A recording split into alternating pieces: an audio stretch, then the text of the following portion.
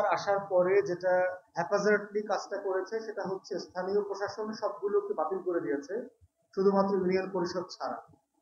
এই সিদ্ধান্তের ভিতরে একটা বৈপরীত্য আছে, যে আপনি স্থানীয় প্রশাসনকে কেন বাতিল করেছেন, কারণ আপনি বলছেন যে তারা আওয়ামী আমলে একচেটিয়া নির্বাচনের মাধ্যমে তারা নির্বাচিত হয়েছে। তো যদি সেটা হয়ে থাকে তাহলে ইউনিয়ন পরিষদের চেয়ারম্যানরা কিভাবে নির্বাচিত হয়েছে? বাংলাদেশের অলমোস্ট সকল ইউনিয়ন পরিষদের চেয়ারম্যান আওয়ামী লীগের ওই এলাকার সভাপতি সেক্রেটারি।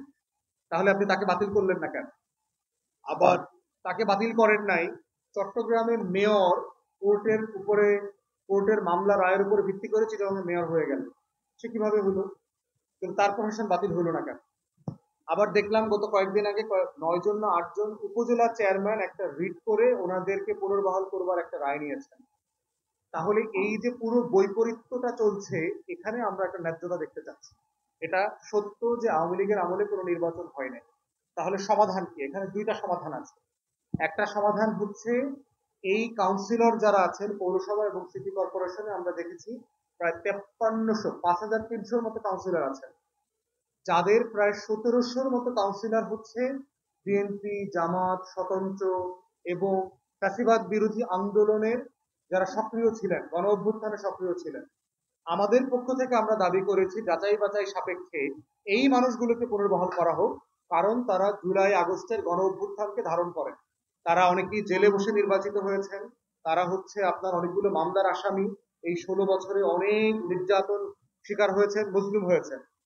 বাকি জায়গাগুলোতে সরকার যেটা করতে পারে, একটা অ্যাডহক কমিটি করে দিতে পারে, যে ওখানে যারা অংশীজন আছেন, গুরুত্বপূর্ণ সজ্জন মানুষ আছেন, এলাকায় খুবই ভালো সৎ মানুষ হিসেবে পরিচিত, এরকম 5 জন 6 জনের একটা টিম আপনারা করে দিতে পারেন সরকার, যারা স্থানীয় প্রশাসনটাকে পরিচালনা করবে। না করলে যেটা হচ্ছে যে আমার দেশে সিম্পলি স্থানীয় পর্যায়ে কোনো সেবা নাই, এবং ইউনিয়ন পরিষদের চেয়ারম্যানরা আওয়ামী লীগ করবার কারণে সবাই কিন্তু পলাতক। অধিকাংশ ইউনিয়ন পরিষদে আওয়ামী লীগের চেয়ারম্যানরা কেউ বসেন না, মেম্বাররা যান না, ওখানে পিয়ন দিয়ে এখন কাজ চলছে। এবং দেখেন আগামী 2 সপ্তাহ পরে আমাদের বাচ্চারা নতুন স্কুলে ভর্তি হবে, বই নিতে হবে। নতুন বাচ্চারা ভর্তি যে হবে, বাংলাদেশে ধরে প্রায় 30-35 লক্ষ বাচ্চা ভর্তি হবে, প্রতি বছর ভর্তি হয়। তাহলে এই 30-35 লক্ষ বাচ্চার জন্ম সনদ লাগবে না, তার বাবা মার আইডি কার্ড লাগবে না, স্কুলে সে কি দিয়ে ভর্তি হবে? অনেক বাচ্চাদের, অনেক ফ্যামিলিকে উপবৃত্তি দেয় সরকার, আপনারা জানেন। সেই উপবৃত্তির টাকাটা সে কিভাবে পাবে? তাহলে সে এইটা একটা বিশাল জটিলতা তৈরি হবে আমার স্থানীয় প্রশাসন না থাকার কারণে। আর একটা দুর্নীতি তৈরি হবে এখানে, সেটা হচ্ছে স্কুলের প্রশাসন যারা আছে, টিচার এবং গভর্নিং বডি, যেহেতু ডকুমেন্টস দেখাইতে পারছে না, তারা বাচ্চাদের পরিবার থেকে 500, 1000, 2000 টাকা করে ঘুষ নেবে, এবং একটা ঘুষের চক্র তৈরি হবে এখানে।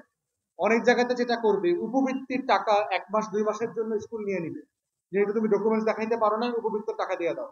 এরকম একটা দুর্নীতি হবে। আর একটা কি সমস্যা হচ্ছে দেখেন, আপনি এদের বদলে এদেরকে সরায় কাকে দায়িত্ব দিয়েছেন? দায়িত্ব দিয়েছেন আমলাদেরকে। আমলারা কার?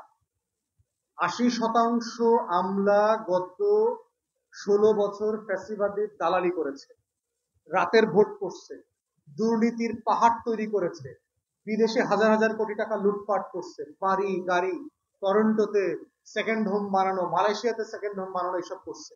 তাহলে যে ন্যায্যতার ভিত্তিতে আপনি উপজেলা পরিষদ থেকে শুরু করে সকল পৌর সিটি কর্পোরেশনকে বাতিল করলেন, বিকল্পটা কি দিলেন?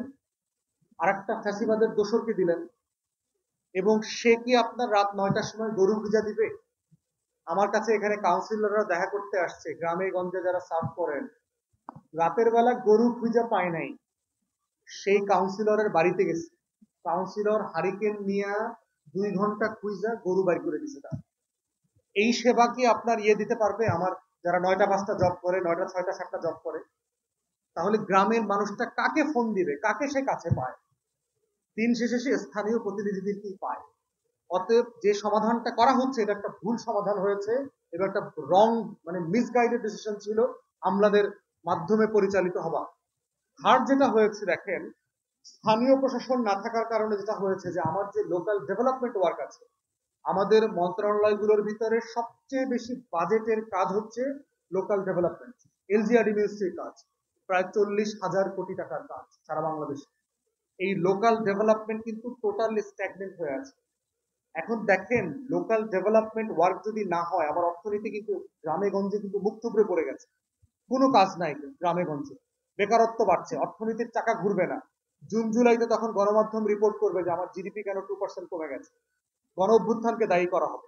আমলারা দেখবেন এই দায়ের মধ্যে আসবে না, রাজনীতিবিদরা দায়ী, আমলারা দেখবেন তাদেরকে ব্লেম দিবে, গণ অভ্যুত্থানকে ব্লেম দিবে, রাজনৈতিক অস্থিরতাকে ব্লেম দিবে। কিন্তু সিদ্ধান্তটা কারা কষ্ট করেছে? এই মিসগাইডেড আমলারা করেছে।